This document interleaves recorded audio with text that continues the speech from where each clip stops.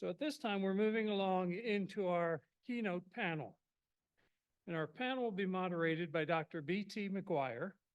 Dr. McGuire is an educator, I can't talk, I need education, is an educator and visionary leader who currently serves as a middle school administrator in Nashville. He will introduce the panel or have them introduce themselves. So help me welcome them to the stage.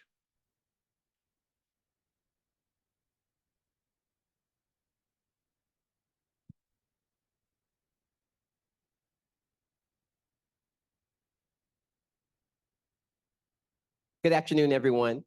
My name is Dr. Bryson McGuire, and I have the pleasure of serving as the moderator for today's event. Again, this 1 p.m. session and panel discussion is From Policy to Practice, the Role of Business in Social Advocacy. Again, my name is Bryson McGuire, and I have the wonderful opportunity of serving as moderator. We are the Tennessee Pride Chamber of Commerce, an organization that advances economic prosperity for LGBTQ+ owned and allied businesses across the state of Tennessee. We certainly do this in 3 ways. Number 1, we advocate. We fight for equal rights and representation through LGBTQ+ legislative and political support and actions. Number 2, we educate. We proudly offer educational materials and resources to the 400+ businesses, community groups, and individuals represented by the Chamber. And number 3, we connect.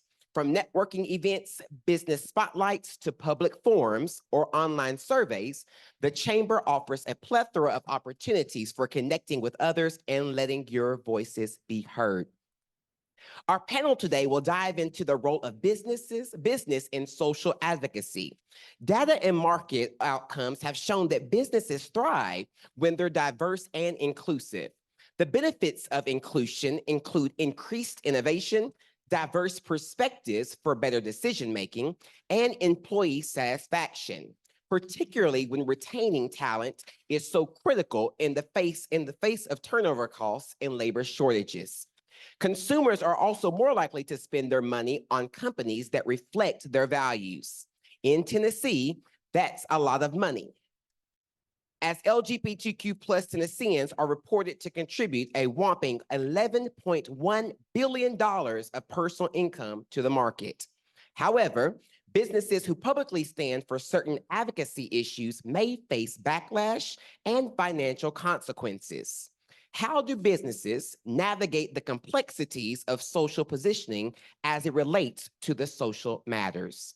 Today's panel discussion will take a deep dive into this topic, and our panelists are members of our board of directors and valued members of the Chamber.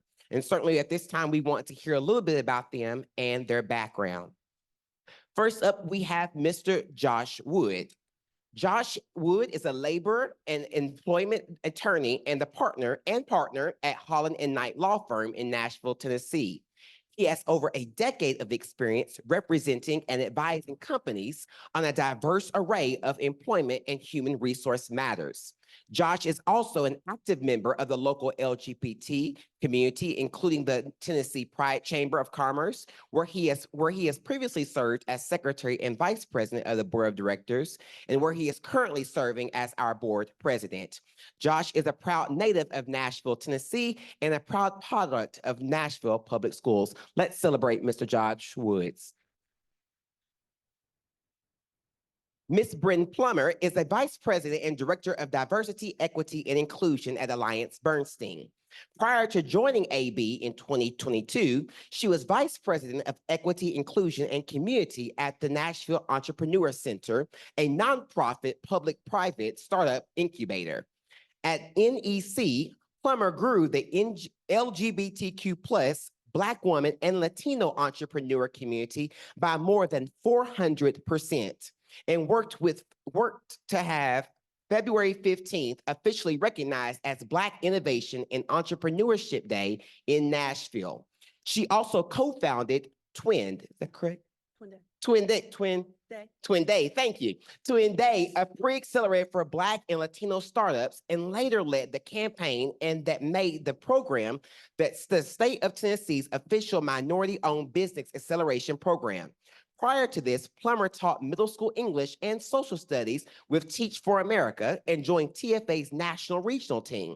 During her time at TFA, Plummer founded the region's public school leader pathway program, reversed a 4-year decline in alumni promoter scores, and helped grow the Nashville TFA alumni base by 40%. She is a board member for the Art and Business Council and is founder and owner of a Desolate Design company. Plummer holds a BA in English and Comparative Literature from Columbia University and a Master's in Education and Instruction from Lipscomb University. Let's celebrate Miss Brynn Plummer. And finally, we have Mr. Joseph Woodson.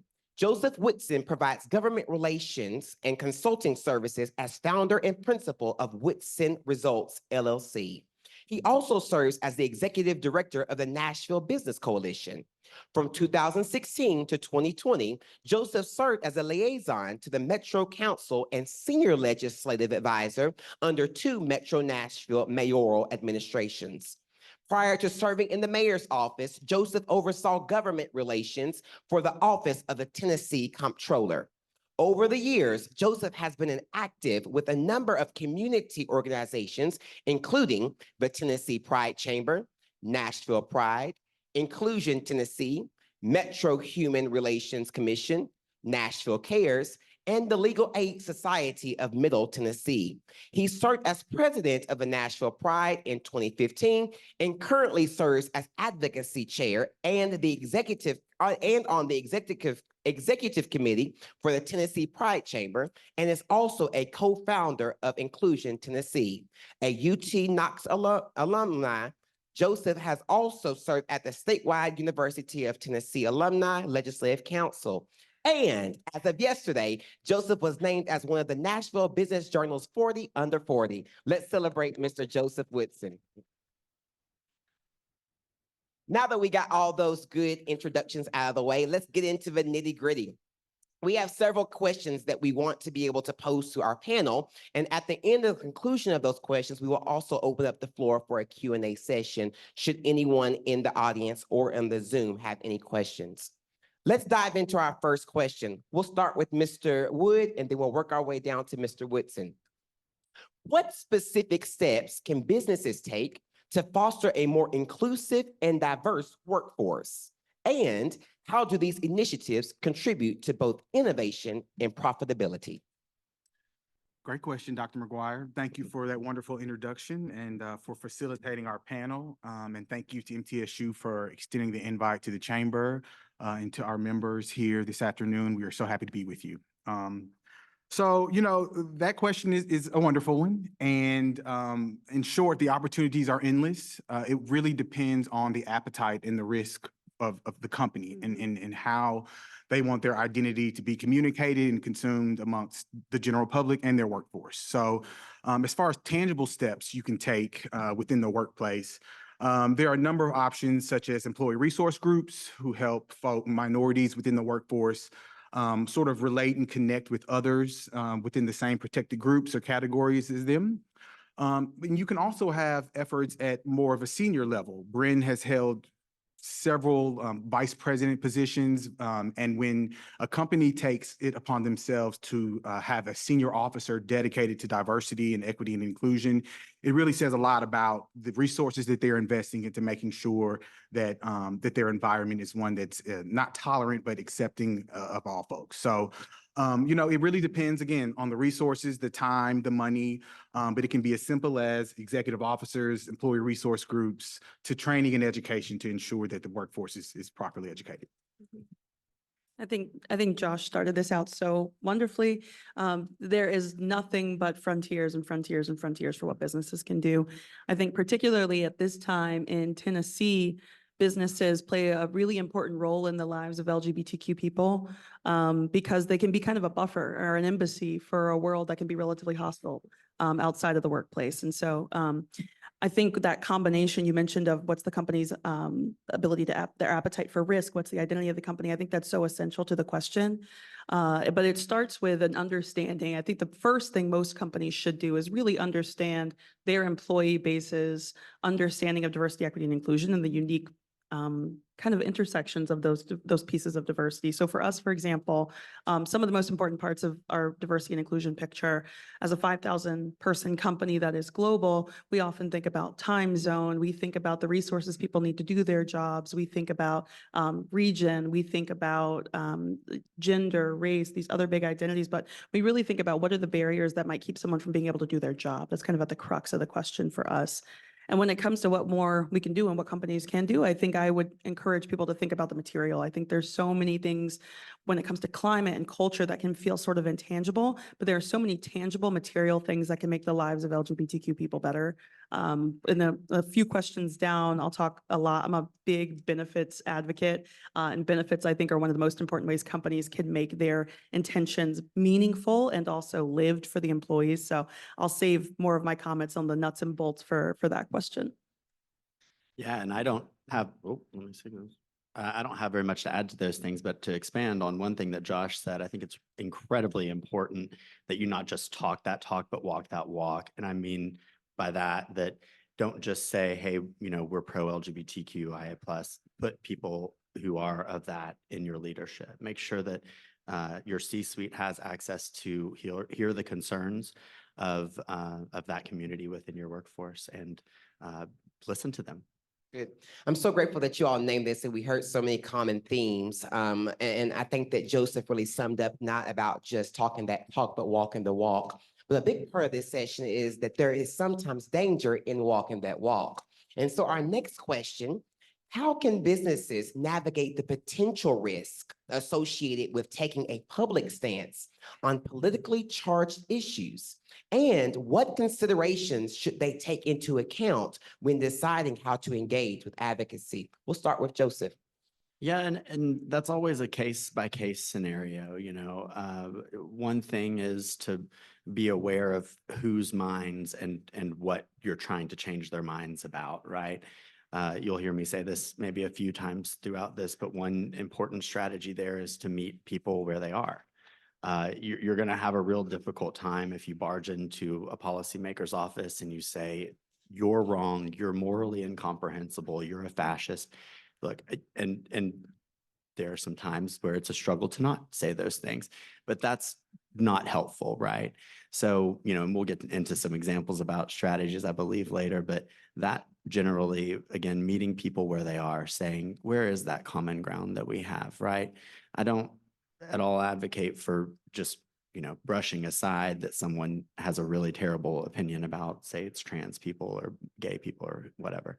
That's important to recognize in that conversation, but there is a way to get people to do things that help our strategy, that kill bills, frankly, that are negative, that are outside of what you would typically expect, being that whole, this is morally wrong. You're already going to agree to disagree on that. And so finding what that sweet spot is, giving them an excuse sometimes, and then pushing it away. But and then being productive on that and pushing forward.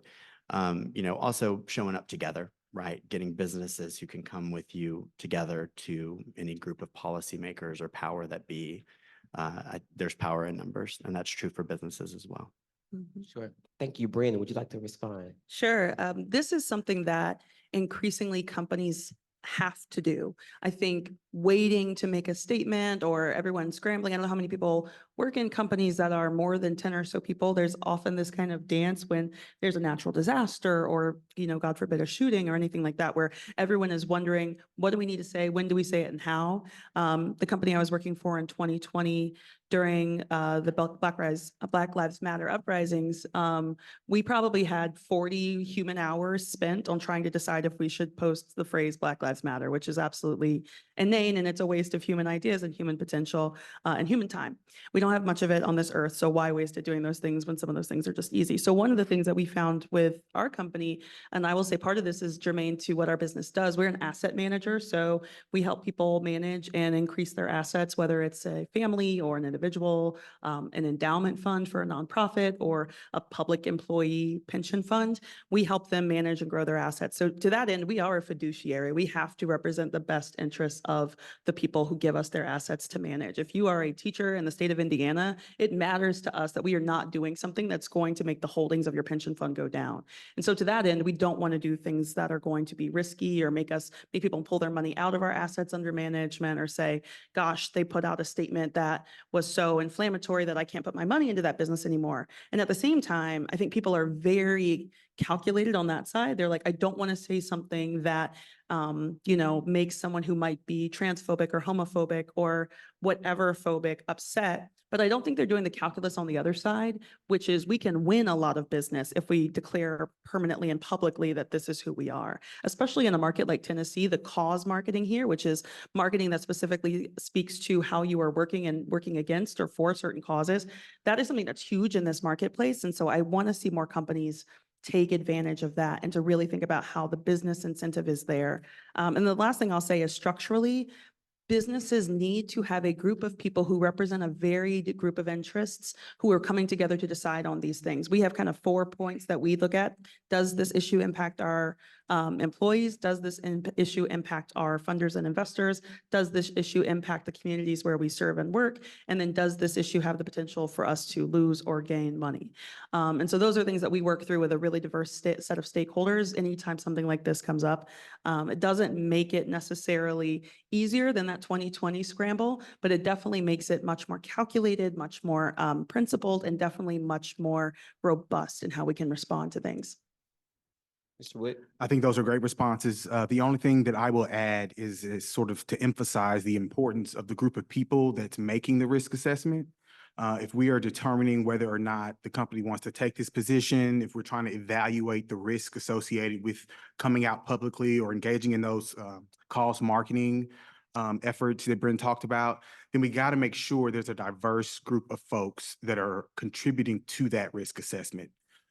If we're looking around the decision table and everyone's the same gender, the same sexual orientation or identity, the same race, chances are there are probably some blind spots that are going to be missed in the analysis. And so it's very important not only to engage in that risk analysis, but to make sure we're casting a wide net and that we have diverse voices at the table contributing to that analysis. Beautiful, thank you. I'd like to pose this next question to Brynn, and certainly as a senior member of Alliance and Bernstein and serving in the Nashville Entrepreneur Center, in your experience, and you also spoke about this, I believe, about how it may look for a company to take a public stance and what that looks like, and certainly with your role, in your experience, what are some effective strategies for businesses to align their advocacy efforts with their core values while still maintaining a positive public image? Yeah, I think this is where I think a lot of times about what our workplace is going to look like in 10 years when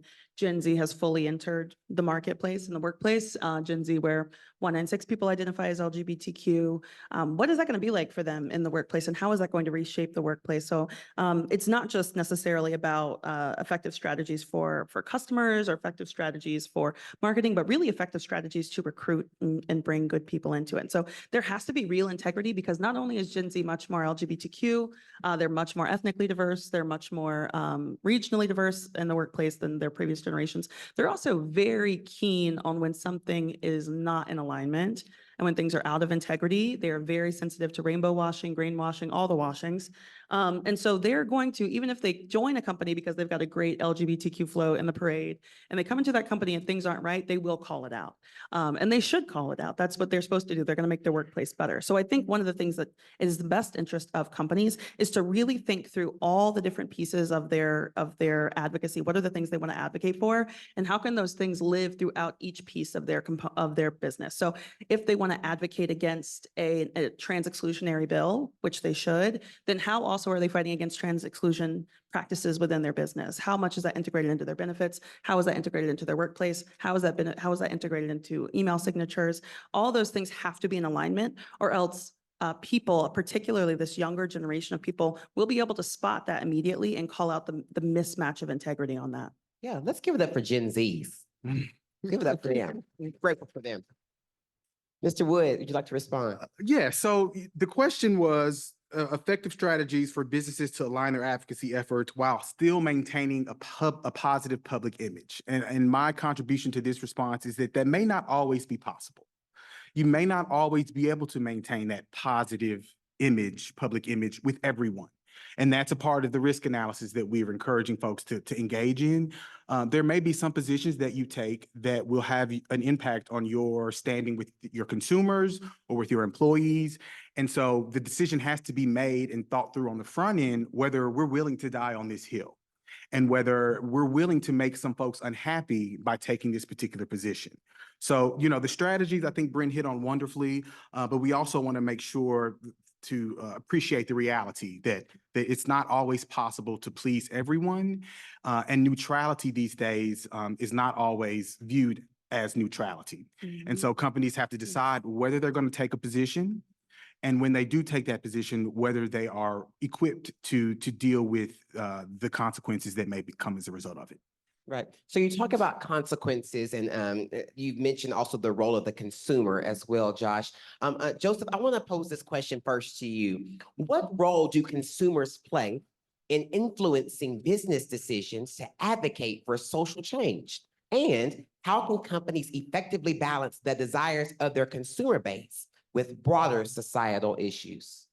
So, yay, because I'm going to talk about a beer and Target. Yes.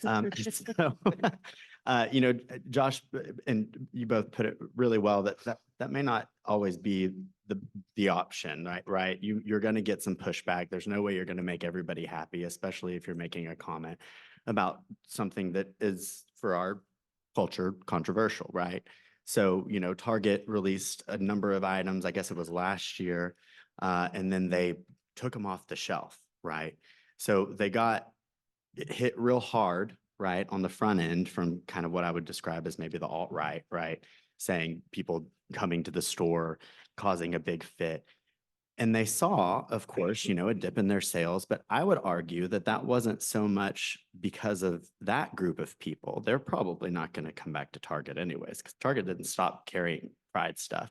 The backlash was that, did Target really mean it, right? It was people in the LGBT communities, Q+, saying, you're going to take off, a bunch of things from, and at that point, we didn't know what it was. It turns out it was a few bathing suits that had some tucking opportunities, right?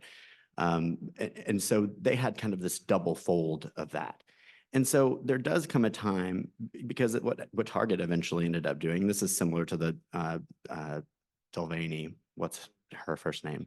Dylan Delvany and beer and Anheuser-Busch, right? So both of those businesses, huge Fortune 500 businesses, number one, like top 5 in their, areas. They did see a pushback. They did see a dip, beer a little bit more. But at the end of the day, if your product is good, people are still going to buy it. So Bush saw that. This year they expect, I think it's like an 8 to 10% increase in their annual revenue. So it really didn't last Anheuser-Busch, this is my beer, more than a quarter. For Target, same thing. They came back around and they doubled down on a few things, and they continued to have Pride stuff. That some of them put them in the back a little bit, but there's argument about whether or not that was enough. But what I would say is, on the front end, when you're assessing this question of how do I, what do I expect from my consumer base? So 2 things. One, determine whether or not that consumer base is the consumer base you want to have. And if it's not, lean into the other, right? And 2, be sure when you come out with something that you really support it. Because as we were just talking about, hypocrisy in these days is going to be called out. And it's almost more destructive than being neutral.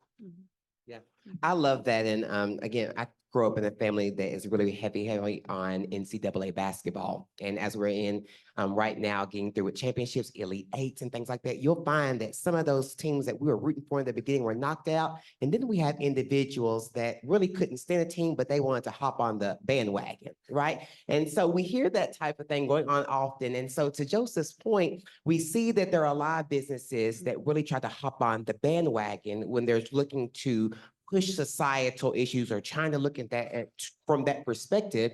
And then we see sometimes they don't effectively evaluate the risk, right? And then they have to strap, as we see what Target did, and then have to come back and say, well, did they really mean it? Right. What do businesses do in that space there when they find themselves having to recant a stance to which they have already put out there? It's already out there, everyone's seeing it, and then we have to go back and recant what we said that we believed in. What do businesses do? What are they facing in that moment? Let's go to Mr. Wood. Okay, that's a tough predicament. One would, in a perfect world, the analysis would have been, and the calculus would have been worked out on the front end. And a place like Target would have, who is very pro-LGBT most of the time. So it's not surprising that they would have a pride display as soon as you walk in June to the store. It's not surprising that they would have gender neutral clothing options. It's not surprising that they would remove men's and women's labels from their stores. They have had consistent action, sort of cooperating their stance on LGBT issues. But then they get backlash from a certain segment of the population, of their customer base. And to Bryson's question, they're in a tough pickle. Now, me personally, if you've made the decision to be transparent in your efforts to support the LGBT community, then you shouldn't cave to pressures from anti-LGBT folks. And a lot of folks think that Target did just that by relocating the merchandise to another area of the store. Now, when Target made that decision, they couched it in terms of safety, right? And safety is always safe for companies to rely on as an explanation or a reason or a justification for a policy change. And so, I would discourage a company from being so pro-LGBT most of the time, all the time, or even performatively 1 month out of the year, and then caving to pressures when it gets tough. If you're going to make the decision to have those pride displays out, then we need to move forward with that position full steam. And when the heat comes, we've already prepared for it, and we can sort of pivot instead of having to appear to cave to the opposition. Brynn, would you like to respond? Sure, I have an example. I have two examples. I think when AllianceBernstein, so for most of our 50-year history, we were headquartered in New York City. So we spent about 45 years in New York City and then chose to relocate to Nashville out of a slate of about 20 different cities in the US in 2018 and moved our headquarters here. Not long after that, in about 2019, there was a really radical anti-LGBTQ bill that was put forth by the Tennessee state legislature. And we're a company that doesn't really do press conferences or anything like that. But at the time, our COO at the time held a public press conference to basically denounce this bill. And the heat, I was not at the company at the time, but the heat that the company got from that was not from people saying, we disagree with this. We did not get a lot of that. We got a lot of people saying, and I think this is uniquely Tennessee, we got a lot of people saying, how dare you, New York City firm who just moved here, try to take this stance and try to, bring your New York City values here. We didn't hear a lot of people say, actually, that bill represents my values very well. We heard a lot of people say, how dare you? And I think that's how a lot of those things will be couched. I think we, from that point on, we're like, we are not staffed with the PR people to be able to manage getting a call every time an anti-LGBTQ bill comes up on the Hill, because we'd be getting calls, the phone would be ringing off the hook, right? But we did think about how can we be more public in the ways that we believe in this, and what are the ways that we can do this in a way that isn't us putting our foot in our mouth by being this big, loud New York firm that is coming in and saying what is true, and that these are draconian, and that they're, really a lot of state legislators refusing to meet with us after that. I think conversely to that, we had an event about 3 years ago. We have a sign downtown. You've probably seen our AllianceBernstein sign in downtown Nashville, where we lit up the sign rainbow. We do it every year for Pride Month. In our New York office, we fly an enormous pride flag, like a comically enormous pride flag during Pride Month. And when we did that, we had one of our big asset holders here in the state pull his money out of our management and move his money to another firm. And I think that was a real moment for our firm to say, are we going to just, something so stupid, like it's just lighting a sign. Are we going to turn our sign to the regular standard white? Or are we going to leave our sign up? And we chose to leave the sign up and let that person take their money elsewhere. I think going back to the point of what you were saying, Joseph, is what are the customers that we want? And at the end of the day, if you are so upset by a rainbow sign that you will move your assets out of our company, then we're probably actually not the right firm for you. Like, you should take your business somewhere else, because we're probably not going to align on many other things beyond a multicolored neon sign on a building. I love that. Brynn was also talking about Gen Zs. You'll hear this new saying that is circulating on the TikTok and on the Instagram reels, is that they were standing on business, right? And so I love that, Brynn, and I love that Alliance Bernstein is continue to take the stand on business. And she's shared some wonderful stories. And I want to get into this next question. I'll start with Joseph.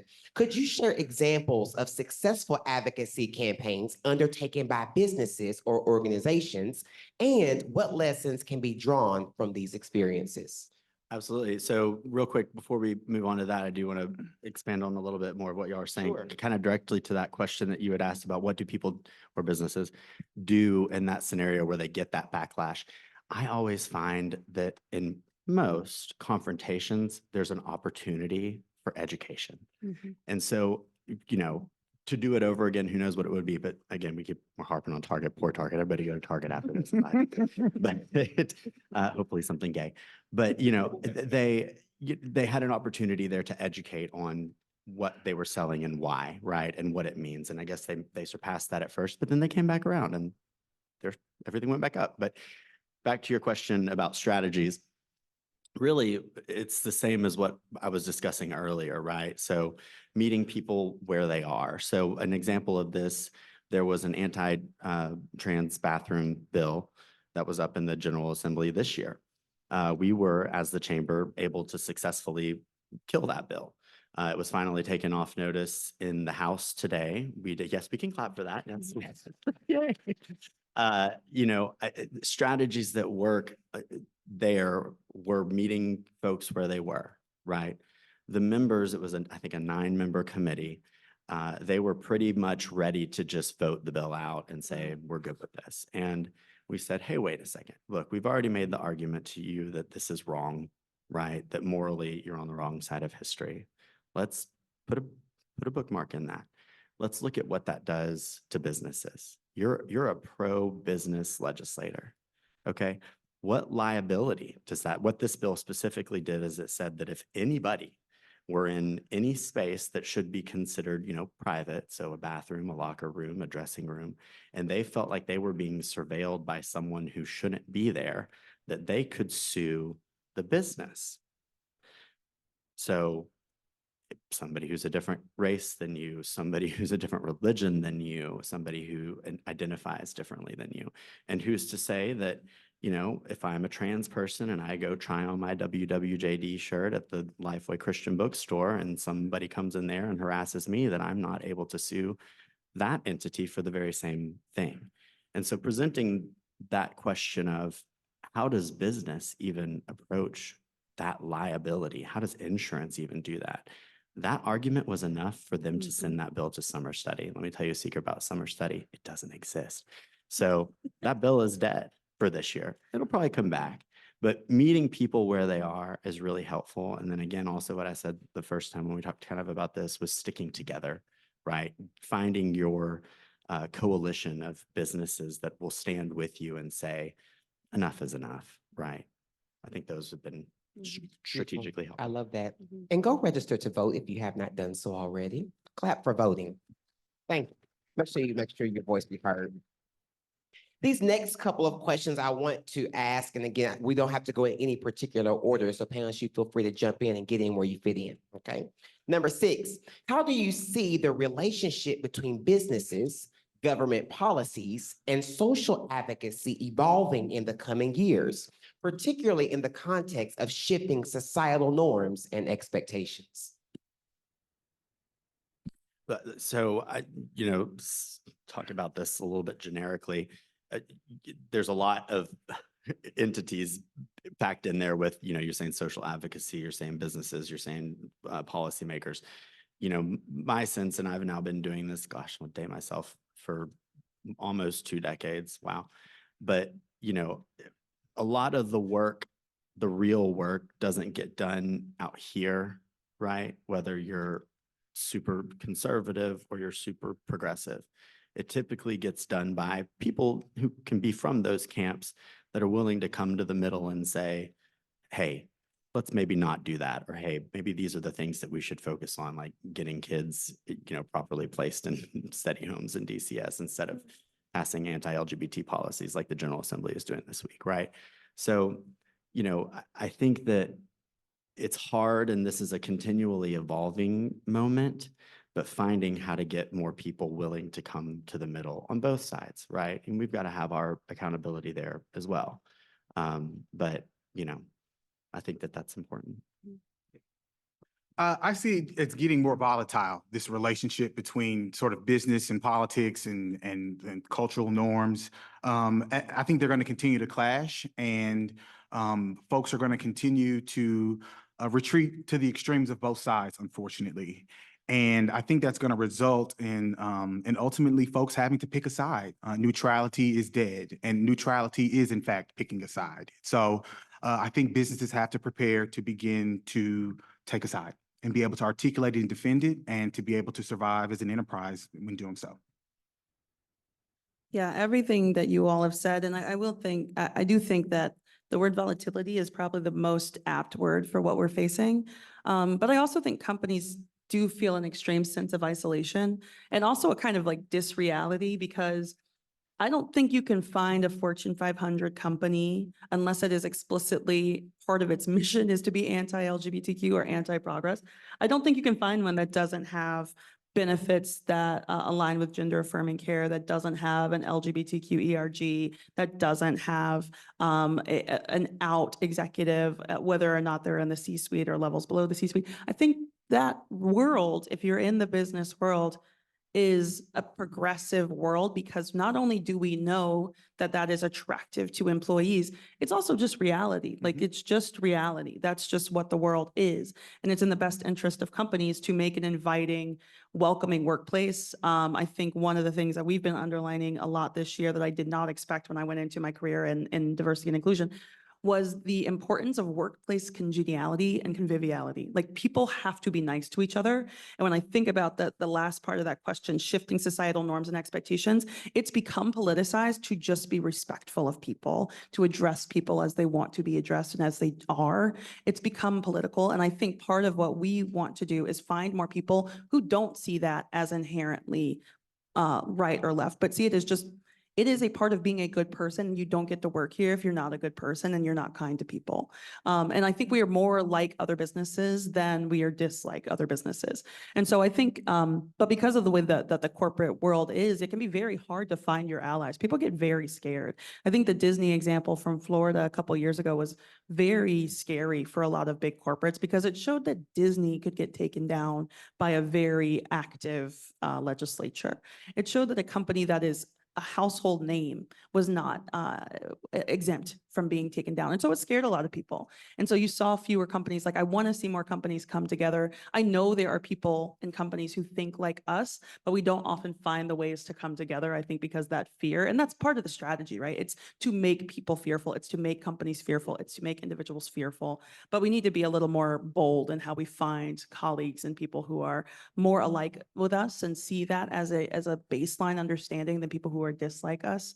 And I think one of the last things that I think about a lot is you cannot be pro-business and be intolerant of the people who will consume that business or who will work in that business. And so I think the pro-business label is evolving too, because I don't know if you can say a lot of these people who are in there who might be passing fiscally positive for business strategies are actually really thinking about how those things impact a business. It is not good for a business.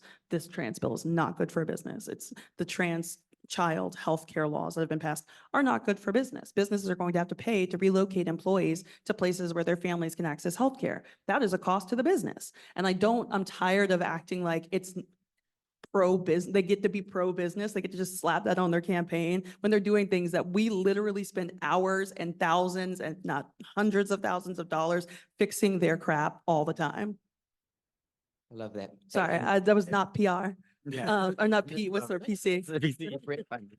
Sometimes it's needed. Yeah, and I want to go back to what you said a second ago about voting, right? I mean, one, there needs to be a lot more accountability on both sides, right? About how we treat one another when we do come to the middle.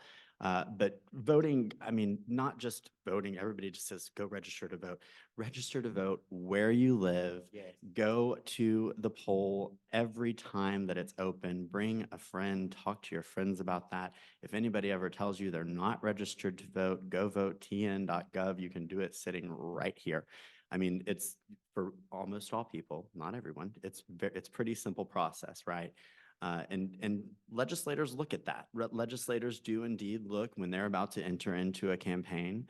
They look at, hey, how many typical Democratic voters voted in this election the last time? How many Republican typical voters? And that helps them to define even their messaging going into a campaign. So you showing up, everybody that I just want people to vote who agree with me, but every time that you go to the poll, it does matter, right? It really does. I can't express that enough. It sounds trite, but it's real. No, we agree. A voteless people is surely a hopeless people, and we must make sure that we partake in all local, state, and national elections. So we're grateful for the opportunity to be able to make our voices heard through the process of voting.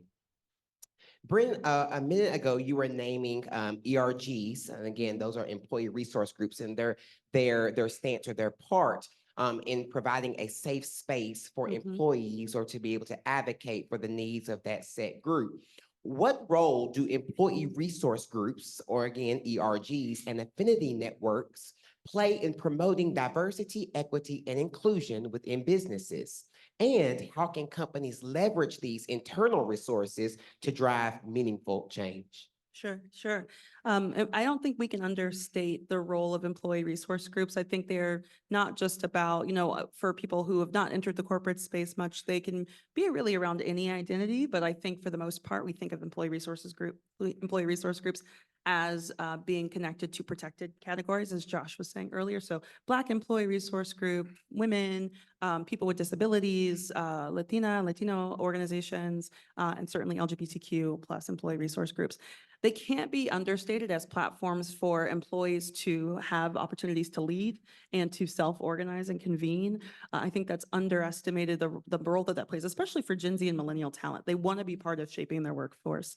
I think the employee engagement aspect is really high for employees having meaningful things to gather around. I think for a lot of offices, especially for companies that are larger, there's this kind of blend of education and entertainment. Our employee resource groups have put, specifically our LGBTQ employee resource group has put on education around IVF and fertility for same-sex couples. They've put on programming around navigating racialized or gender-based LGBTQ violence and harassment. They've put on things around adoption and estate planning if you are someone who is going to leave any kind of assets to the people that come behind you. And your assets do include your social media accounts. If you're not thinking about your social media accounts as part of your assets, they are part of your assets. So they've really covered a number of topics that our employees think about, but also makes them excited to come to work. I think excited to come to work is also, I'll put that in quotes, but know that something cool is going to happen at work today, and I'm going to have a friend to talk to about it. And also just to feel seen and not as alone. I know for many of our employee resource groups, the start is the events. And for us, our employee resource groups put on about 80 to 100 events in a year. It's the start of something, but the convening is really the point. The topics are just topics. The importance of the topic is that they give people a reason to gather and convene, especially post-COVID. Yeah, employee resource groups can be a wonderful resources if I think they're done properly. You have some employers who help create these and give them no power, give them no authority. They don't listen to their voice, and it's essentially a way to compartmentalize folks, and it's a social club. Those are helpful for the employees and sense of community, but they're not necessarily, you're not leveraging all of your resources and fully appreciating the diversity amongst your workforce if you just relegate those ERGs to social clubs. So to me, an ERG is the voice of that particular identity to management.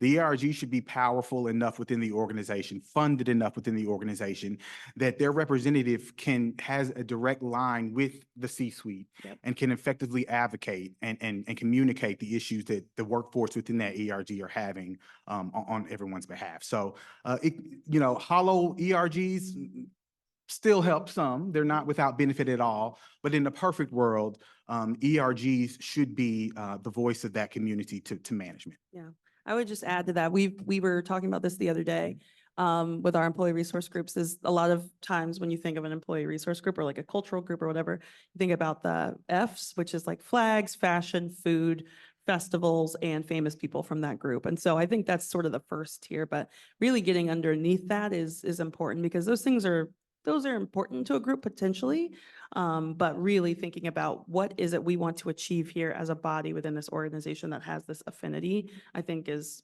a way to deepen it. And if I may shamelessly plug the Tennessee Pride Chamber, if you're considering starting an ERG or any similar group, please come. We have materials. We have folks who can help you to do that. We have other organizations that we can connect you with to strategize about their experience in doing that. And let me further say that once you do get to that sweet spot that my friends are talking about here, where you do have a really empowered ERG, that makes it easier. It's never easy, but it makes it easier for groups like the Tennessee Pride Chamber to organize things like Days on the Hill, right? So, I call you or I call Dell and I say, hey, look, we're going to have a Day on the Hill. And they say, hey, I got 50 people I can bring with you tomorrow to talk to their legislators. And that matters. So it's not only important inward facing, but it gives opportunities for us as an entire community to go and address issues. I'm grateful that you made that statement, Joseph. We find major corporations like Dell, like our Amazons, like our Assurians, like our Alliance Bernsteins. And one thing that the Tennessee Pride Chamber is also wanting to do and also continues to do is to represent those smaller businesses, right? The question that I want to make a quick pivot. I know that we've been talking majorly about larger corporations, but how can smaller businesses or startups effectively engage in social advocacy, especially when they may lack the resources of infrastructure of larger corporations? There's a lot of ways that they can do that. One thing, I'm going to plug the Pride Chamber again. Do it. We have a monthly event, and I'd say a little bit more than monthly, but they're not all called Brewing Up Business, but where smaller businesses and some larger business, Alliance Bernstein has done it before, but we've had it at independently owned restaurants. We've had it at mental health facilities. We've had it at a funeral home, which was super fun for Halloween because you don't think about afterlife planning until you're doing it. And you want someone who's going to be respectful of who you are. We won't be attending that one. I loved it. So I will. But that's just one small example, but there are also some other small examples. At least we're not in Nashville proper right now, but you can get a sticker that says that you're a safe place for trans people if they're being attacked, or anybody in the LGBT community. And that's just a pretty small sticker that sits right on your forefront that says we're a safe place. And people in our community know what that means. I do, right?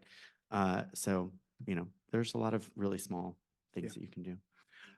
I would add to that, small businesses with sort of limited resources, I think, have to be a little bit more creative in how they leverage those resources. Social media, as Brynn mentioned earlier, is an asset and can be used without, with nominal money to really create a brand identity. So even if a company is small, it's a closely held business, socials are a way to articulate to the public and to potential consumers sort of what comprises your brand identity and how you want to be consumed by folks. Another thing that I would recommend for small businesses is to leverage their relationships within the community, right? It's not all on you. And I guarantee you that you aren't the only small business that is maybe struggling with whatever particular issue is before the legislator, or with whatever workforce issue that you may be having. So I encourage you to join things like the Chambers of Commerce, join industry and trade associations, and leverage those relationships, because some of the bigger companies, they're hiring Joseph as their lobbyist to go before the legislator and to try to kill bills that would be harmful to their particular industry. And Joseph would love to hear from more than just his client, right? Other folks who are also impacted by the bill. So those small business owners can try to sort of ride the coattails of other folks within the industry with resources in order to affect change. That's right. Yep. 100%. And, you know, you never know as a small business, right? Say I'm a little bakery and I have a problem with a bill that Gino Bolso has in the General Assembly, which would not be surprising. And I call him and I say, hey, look, I'm in your district. Here's what I do. Here's who I am. Maybe he's like, wait a minute. You know, my best friend goes to that place every day. Y'all have the best, you know, biscuits or whatever somebody makes there. And those little interactions, they really do make a difference. And I'm grateful that you named our monthly bubs in Nashville, but shameless plug, do you want to speak about Murfreesboro Bub? Yes, we also have Murfreesboro Brewing Up Business. The Chamber has recently expanded to become a statewide organization. We used to be sort of Nashville-centric, and we had some association with Murfreesboro, but we are officially launched in Murfreesboro and statewide. So we have bi-monthly, so every other month, events in Murfreesboro, and we're looking to increase the frequency of that. We're looking to deepen our member base of LGBT-owned and allied businesses, you know, locally within Murfreesboro. So if you follow our socials, Tennessee Pride Chamber, you will be able to see when our Murfreesboro Bubs, that's what we call Brewing Up Business. It's our monthly networking events. We have them at Dapper Owl Coffee Shop here in town is one place that's a member that's been very supportive, and we would love to hear any recommendations or opportunities for other LGBT owned or allied organizations around town. Beautiful. Thank you. We have one more question before we head to our Q&A portion of our session today. Our last question is, how can businesses measure the success of their social advocacy initiatives beyond just financial metrics? And what indicators should they use to gauge their impact on both internal culture and external communities? Brynn, would you like to start us off? Sure. I think one of the things that we really advocate is there is a way to think more about inclusion or equity or diversity in almost everything that a business is already doing. If you're having a weekly stand-up meeting, you can probably structure that meeting in a way that would increase the participation of someone who's an introvert or an English language learner or someone who is transitioning and is coming to work with a new name that people are just learning to have faculty with, right? There are ways that you can increase the inclusion and equity and a sense of belonging in almost everything that you're doing in a business. So we have like annual surveys that we do every year on employee engagement. Most companies have an annual or biannual employee engagement survey. So we do measure people feeling a sense of belonging and a sense of safety. That's something we recently added, particularly in the wake of a lot of bills last year that particularly impacted our LGBTQ community, but people's safety coming to and from work. That was also a huge issue for us in our New York office in 2020, 2021, where there were a lot of incidents of anti-Asian hate and harassment happening, and people were our Asian employees were facing coming in and out of the office. So we look at those things, and so we try to hold ourselves accountable to not just seeing increases on those scores, but narrowing gaps. We should always see a narrowed gap between people who might be a majority member of a community and people who are a minority member of a community. I think on the external communities, I think this is more nebulous for us. I think we also, our social advocacy goes beyond, LGBTQ inclusion, racial justice, social justice, et cetera, to economic and environmental justice. And so I think for us, a world that is more in line with the UN Sustainable Development Goals would be great. I think how we quantify that we haven't quite figured that out yet, but if other people have ideas, please find me after this. Beautiful. Thank you, Brynn. The only thing I'd add there is it's a great question to end on. It's a full circle because we're back to that risk analysis we started off with. Part of the risk analysis has to be how we're going to measure our success. So my answer to this is very loyally, but it depends. It depends on how your company wants to measure that success. And you have to be intentional and strategic on the front end when making decisions about scope to determine how you're going to measure that success. So our executive director, Stephanie Mankeys, since joining us, has very much emphasized the importance of data and having data to support your initiatives in order to make the case to management and make the case to the legislator that a particular act or whatever may not be in the best interest of the bottom line. But how are we going to measure that data? Is it going to be employee retention in a particular role? Is it going to be the engagement data on socials? Is it going to be the demographics of folks, of the consumers that are buying our product or engaging with us? You can get creative about how to capture that data, how to track it and record it, but being intentional about making sure that that's included in your decision-making, I think is important. Joseph? That's right. You couldn't have set me up better. It's doing exactly that and then following through, right? There's two parts of that, which one is assessing, and that must include asking the community that's impacted, and then actually following through on their recommendations, right? And that, of course, how do you get that information? I don't know, surveys are helpful. And continuing to host those spaces where people have the opportunity to discuss them and then take that information to their leadership. All that's helpful. And you hit on data, which I think is really important.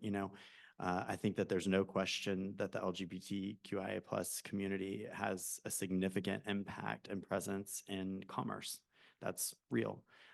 It is very difficult to gauge that. And so one thing that the Chamber is working on doing, and will focus on a little bit more after we're done with the General Assembly, so some of our resources free up, is collecting data about ERGs, what they look like, how many employees we can estimate are in our workforce, LGBTQIA+, and what their needs are.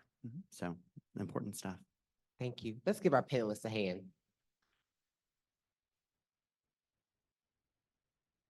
At this time, we are going to move into our Q&A portion of our time today for our session panelists. We also have a number of individuals who are on Zoom who may also be asking questions at this time. At this time, we're opening up the floor for questions. We have someone that is walking around. William has his mic, and he's walking around if we have questions. Okay. Yeah, I will, but I just want to say first, it's funny, y'all keep saying, I don't want to plug the Chamber. You're all Chamber members, right? Yeah. And you put this together yourselves, right? The Pride Chamber agreed to host a session within the conference. This is a thing y'all do regularly, these educational events. And so they're sharing their resources with us, and we really can't put on this event without people like you. So I'd like to give the Pride Chamber a plug and a huge round of applause. Thank y'all for your time. Thank you. Thank you. And those of us who live in Murfreesboro are aware that when you get to Nashville, people in Nashville are like, how did you get here? And you're like, I took a road. They're like, does it go the other way? And you're like, yeah, it does. That's how we go home. But the Pride Chamber actually acknowledges us. The bub at the Dapper Owl was really cool, and that's much appreciated. And so thank you for that too. Y'all are really a helpful asset for our community and for the state. So Absolutely. plug away, please. You've at least earned a plug, if nothing. Any questions? I've got one on Zoom, and while I'm walking over there, I can pause on the way. We did have a question back here in the back. Oh, back this way. Wave that hand. Oh, there it is. And then I'll get the one on Zoom. Thank you all so much. This was so interesting. I am not a business owner. I am a professor, so I don't know anything about owning a business. But all of the things you're talking about, and especially the question about small business, made me reflect on one of the stories I was talking about earlier. So we live in a very conservative area, and we have one small business that's a restaurant that has been very, very supportive of the LGBTQ community. And that has led them to have lots of pushback from the area in which we live, including people protesting their business, and now they're being sued by a bunch of people. So would you have advice for, from my perspective as not being a business owner, but a consumer, besides just going there and spending my money, which of course I do all the time because they're awesome, is there something else that I could do to support that business that's giving back to our community? What could we do to be helpful? Yeah, definitely go and buy everything they have every day. I mean, that's important. I think you kind of brushed that aside like it wasn't, but it really is. I mean, when people get pushed back and on anything, right? And when people are, let's call it what it is, when people are bullied, it's important for someone, whether it's a consumer or a fellow business, to come and say, hey, look, I see you. And thank you, right? And let me show you that with my wallet and with my time, and I'm going to bring my friends here, and I'm going to use my personal social media to post about the good things that you've done and tell people look, we're visitors here. I've got maybe 30 minutes after before I head home, maybe I'll stop by this place, right? So it's I think that those are important, what you said you're doing. Yeah, and get them connected to us. I mean, we do directly as it relates to the advocacy work that we do in the chamber. You know, we have created, and we got a lot of money from Love Rising because there was a big reaction, thank goodness, from a bunch of folks that we helped to do together. Yay for Love Rising.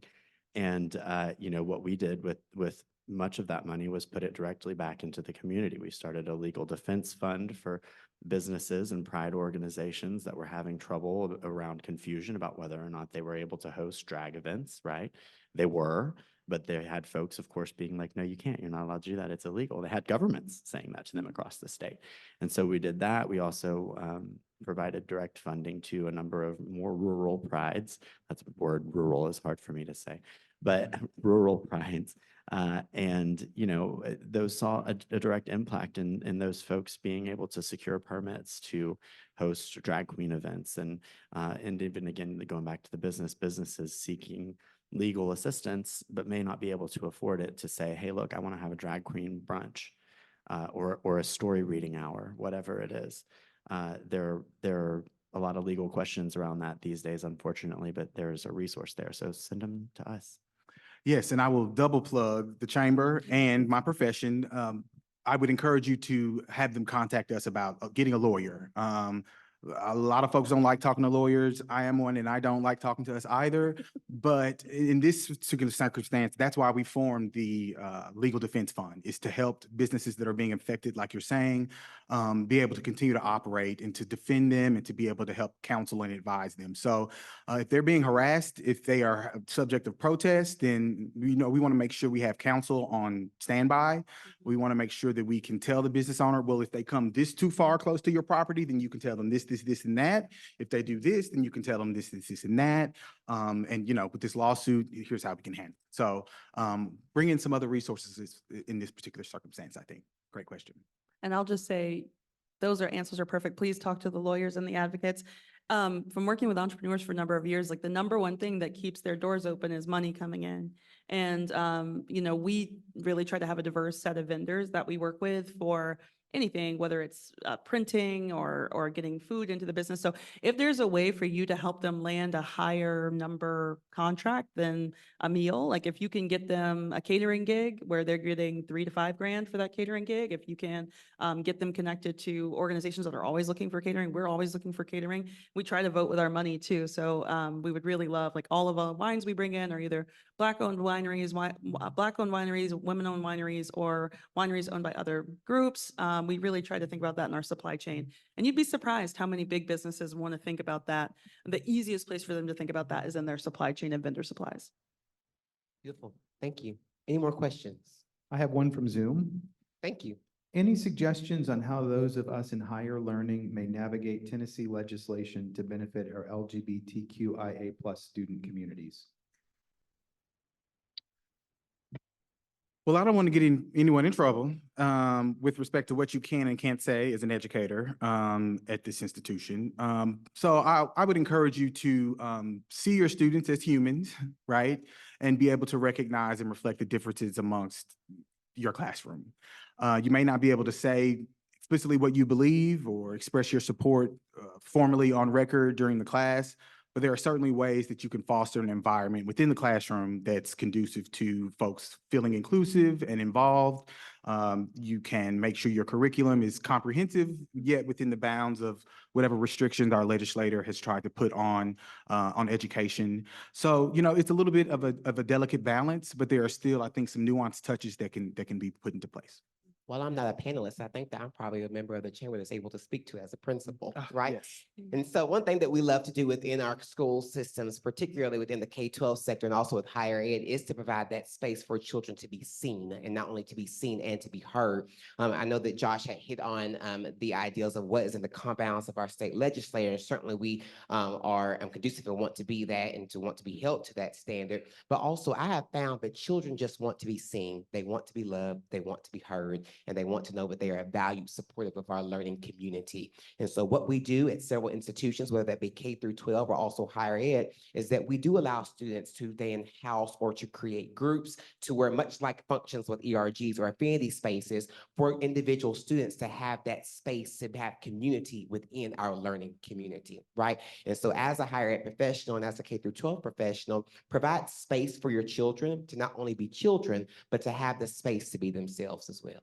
That's right. And you know, if you get some student in a class who's acting rude in some of their comments, that's something that you should address with that student so that the other students feel that they're in a safe space. Making sure your space, your classroom is safe is important. Yeah. And furthermore, from a professional faculty side, you know, there was a bill this legislative session that, again, I get to plug another bill we Yes, killed, yes, by the yes. way, that would have made it so that higher education institutions in this state were not allowed to have ERGs. And that bill failed, thank goodness. But I can only imagine that it's coming back in some form or fashion. They have done it in Alabama. I believe they're doing it or about to do it in Florida. And so be aware and be vigilantly aware of those things, because they erode at the diversity, not just of any individual higher learning institution, but of our society, because that's what this is the basis of. So. I love that. And I know Joseph spoke about there may be students within that classroom may be disruptive, but then they get to come and see me. And I guarantee you that's something that you don't want to do, right? Wonderful. Any more questions? Yes, we have some over here.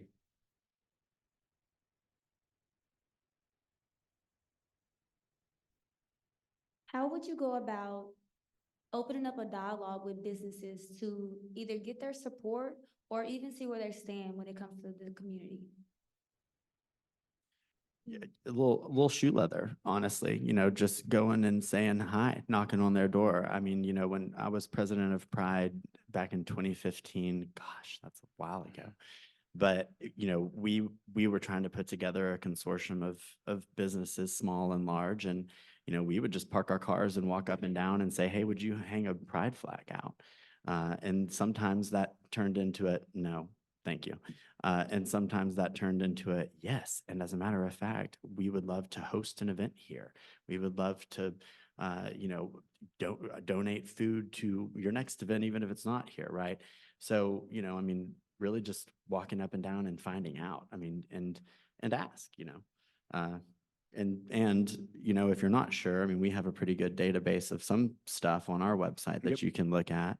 And you know, that smaller businesses, not as easy to find, but most big businesses, you know, HRC does an equality index that you can look to see whether or not they're a good business on a number of, you know, measures, but asking. I agree that asking, I think, is going to be the most effective. If you aren't comfortable with that, or if you want to be a little bit more discreet in how your analysis, then you know, I'd go in and I'm a big observer. I'd look at feel out the vibe and the energy, honestly, see what their workforce looks like, see how they're treating folks that walk in, minorities that walk in. Try to give a feel for what their cultural environment is as an employer and as a company and as a store or whatever it is that you're interested in. And otherwise, the internet is a wonderful thing. So Google. I would be on the folks' LinkedIn, seeing what kind of things that they're supporting, you know, seeing what kind of campaigns they're giving to. There are some other ways that you can sort of analyze someone's stance when it comes to these kinds of social issues without directly asking them. But I do think asking is probably the best. Yeah, thank you for that. I'm from the country of Danville, Kentucky, and my mother would say it, closed mouths do not get fed. And so I think having the opportunity to have a dialogue, and you'd be surprised what information you could get when you take that step, as Josh was talking about, taking that risk to be able to have that conversation, to be able to induce change. Another question, I saw one more hand. As a business owner, how would you go about handling a situation as far as hate speech or things of that nature without violating the First Amendment or violating legislation? Mhm. Well, I don't want to give legal counsel or get anybody else in trouble that I've already gotten in trouble earlier. But you know, the businesses have a pretty wide, private businesses that aren't affiliated with the companies or with the government have pretty wide latitude in what they will and will not tolerate within their environments, within their stores or amongst their workforce.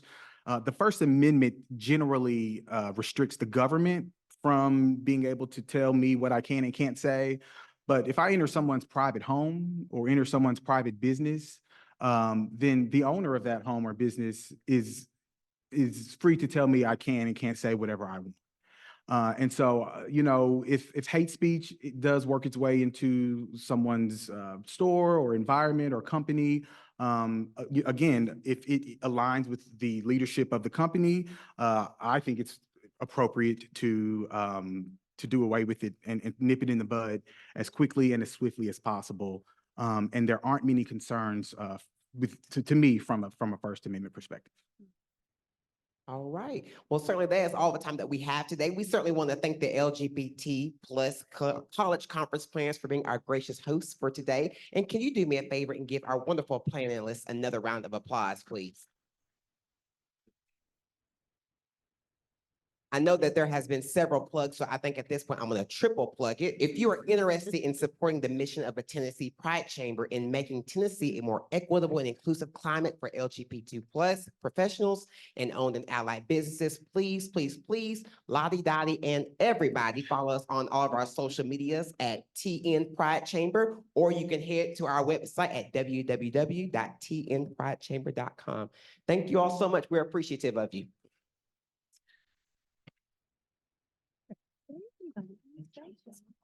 Also,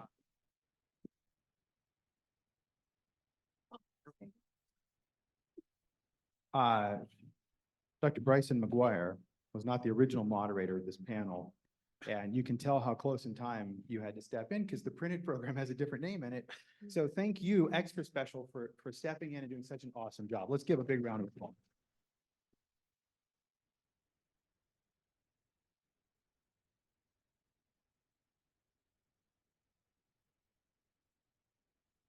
There. Dr. McGuire and panelists, on behalf of the conference planners, supporters, MTSU Lambda Association, the College of Behavioral and Health Sciences, and the Conference Advisory Board, we thank you for your support of our efforts in presenting the conference. We want to especially thank you for your commitment to standing strong, and we ask that you accept this small token of our appreciation.